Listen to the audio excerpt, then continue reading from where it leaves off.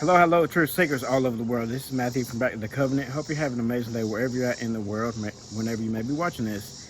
So I'm going to do something a little different with this video. I'm going to actually do a book review. It's the first time I've ever done this on the channel. So the name of the book is Constellations, Biblical Cosmology, Why It Matters by Randy Smith. So it's very, very cool. This gentleman, Randy Smith, actually live in the same town as this gentleman here in North Georgia. So what's the odds of that? Maybe it was divine intervention bringing us together. So he gave me a copy of his book, and I want to do a quick review of it. So if you want to get a copy, he has them for sale on Amazon for a paperback like this for $14.99, and the Kindle version, the digital version for people like the e-readers, it's $2.99. So this book is only, let me just make sure, 142 pages. It's very easy to read. So I'll just give you a sample. So it is very easy to read. It is a page turner, as they call it. So if you're very interested in scriptural cosmology, you'll start reading it and you'll just keep turning the pages like, oh, give me more, give me more. So it's very interesting because I've read like, I think 8 or 9 scriptural cosmology books before that, and I've devoted tons of time in this last year and a couple months, and I've learned so much. And you know, eventually it's ad nauseum. You're like, okay, I've seen that video 10 times.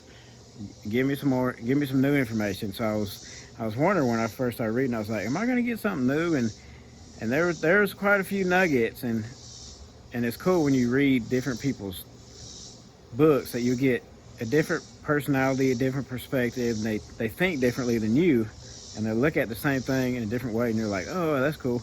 So there's some few nuggets I got that from stuff that I looked at many times, and I didn't look at that one particular detail. So that was very cool. In particular, one of the pictures in here, I won't give it away.